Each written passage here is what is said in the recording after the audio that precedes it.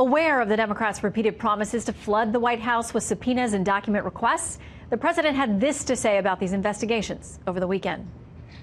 So now they go and morph into, let's inspect every deal he's ever done. We're going to go into his finances. We're going to check his deals. We're going to check. These people are sick. Okay, let's bring in National Security Attorney Bradley Moss, columnist at The Hill, Kristin Tate, and Fox News contributor, former GOP congressman and author of The Deep State, Jason Chaffetz. Great to have all of you with us. Good evening, Shannon. Thank you. Okay. Thanks for having us. And we just now have a tweet in from Congresswoman Maxine Waters, who's chair of the House Finance Committee. She says this: obstruction of justice reality show.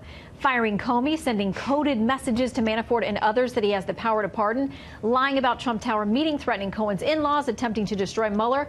What more do we need to know? Impeachment is the only answer. Jason? Well, she started saying impeachment pretty much when the president was elected. Mueller is still in place. The Democrats joined the Republicans. In fact, they were even more vocal about getting rid of Comey. It was Rod Rosenstein who put together that memo. And what the Democrats are doing is a total and complete overreach. It has to have a congressional purpose. You're not allowed to just go fish everywhere with 80 different people and hope that you find some fact that you can grab onto. Well, and we had Congressman Adam Schiff, who heads up the House Intel Committee this weekend, saying this about something that may or may not be true. We're also looking at persistent allegations that the Russians have been laundering money through the Trump organization. I don't know that that's true. Brad, okay to throw that out there if you're the chair of the House Intel and you say, I'm going to throw this out there, but I don't know if it's true. Well, look, he's not leaping to an immediate conclusion, which I think you would want to do. You don't want to immediately decide what is and is not true. But let's be real clear here, because Jason put this out there.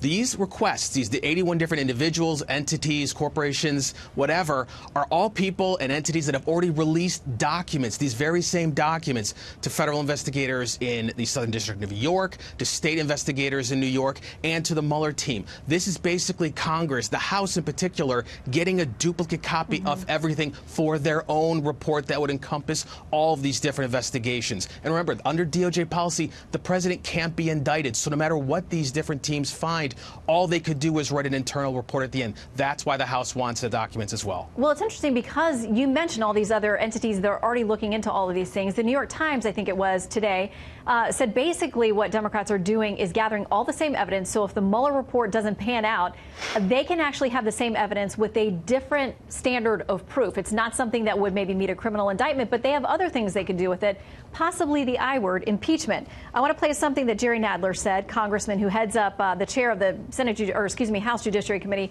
where the impeachment would start. Here's what he said on ABC about laying the groundwork. Before you impeach somebody, you have to persuade the American public that it ought to happen. Put that together with his statement where he says, we've sent these document requests in order to begin building the public record. So, Kristin, is this all about getting to impeachment? Yeah, it's very clear what's going on here. Now that very few people expect some big Russian collusion bombshell from Mueller, the Democrats are prepared to investigate Trump endlessly to find anything to remove him from office.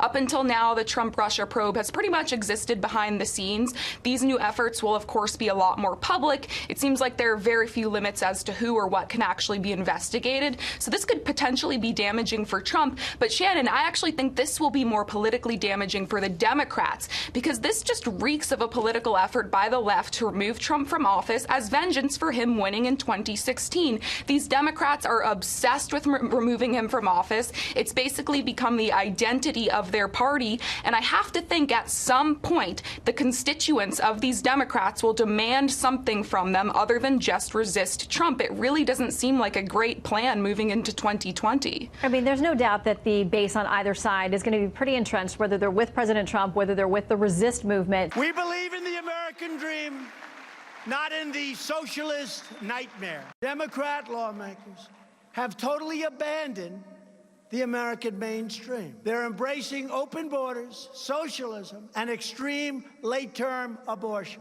But perhaps nothing is more extreme than the Democrats' plan to completely take over American energy. When the wind stops blowing, that's the end of your electric. Darling? Darling, is the wind blowing today? I'd like to watch television, darling. More than 2 hours of that this weekend at CPAC. Many conservatives say it was the president's best speech yet, but liberals are calling it completely unhinged. Was it a glimpse into his 2020 re-election strategy? Time now for tonight's Power Panel. Former national spokesperson for Hillary Clinton's presidential campaign, Josh Schwerin, and back for round two, Kristin Tate and Jason Chaffetz. Welcome to all of you. Thank you, Shannon. Thank you. Okay, so I want to play something from a national security analyst on CNN who was not a fan of the speech. Here's what he said about it. Well, his statement makes me sick. On a personal level, preserving our heritage, reclaiming our heritage, that sounds a lot like a certain leader that killed members of my family and about 6 million other Jews in the 1940s. Sam is a her. Okay, let's start there, Kristin. She said when you invoke Hitler, you know, that's serious business, but that's her take on the speech.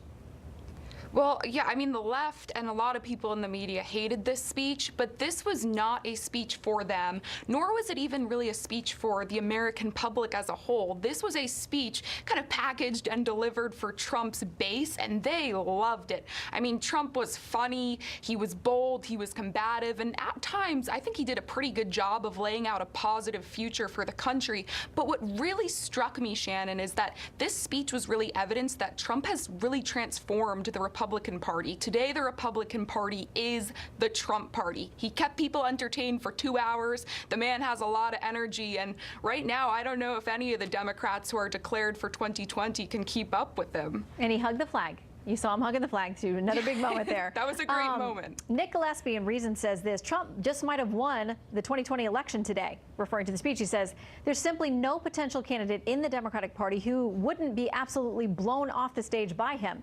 I say this as someone who is neither a Trump fanboy nor a never Trumper, but he was not simply good, he was Prince at the Super Bowl great. Josh, I liked that Prince performance, I'm not going to lie. I don't quite agree with that. My problem with his speech was actually exactly what Kristin just said. He wasn't speaking to all of America. He was only speaking to the diehard fans in the room. And when Trump ran, he talked about the forgotten men and women of America, and now he's forgotten them. So he talks about how the economy is the best it's ever been. Meanwhile, Midwest farmers are going bankrupt at higher rates than they did during the recession. 7 million Americans are 3 months behind on their car loans. Those are giant red flags for the economy. And Donald Trump is sitting here saying everything is great while healthcare costs are going up, wages can't keep up with the cost of education or just living your life. And Trump has forgotten what he talked about in 2016 that did help him get here. And this is a huge opportunity for Democrats. And I think it's going to be a big problem for him as he runs for re-election. Okay, I want to make sure that we get to our second topic here, because this is a new filing, a complaint filed with the Federal Election Commission against Congresswoman Ocasio-Cortez and her chief of staff, making allegations about them funneling money to two of his private companies. The chief of staff, Tom Anderson, who is the head of this group, a conservative group, he says this about their filing. He says, I've never seen a more ambitious operation to circumvent reporting requirements. Representative Ocasio-Cortez has been quite vocal in condemning so-called dark money, but her own campaign went to great lengths to avoid the sunlight of disclosure. Jason, it's an allegation for now, but that's what it is. It's a very serious allegation. It involves nearly $1 million. You know, there are campaign limits in what you give to a campaign, what you can give to a PAC, how the PAC discloses that, and how they disperse this money. But it appears, at least based on the allegation, that these PACs were created and then these LLCs, these companies were formed in an elaborate scheme to funnel some money, nearly $1 million. That's the allegation. And for, you know, AOC, who's tried to champion openness, transparency, and accountability, this is about as serious of an allegation as it gets. It includes fines and going to jail if it was all true and found guilty. Well, there's much more and a lengthy investigation ahead, but those are the allegations tonight, and we await a response from the Congresswoman's office as well. We got to leave it there. Power Panel, thank you for being with us tonight. Great to see you. Thank you, Shannon. Thanks, Shannon.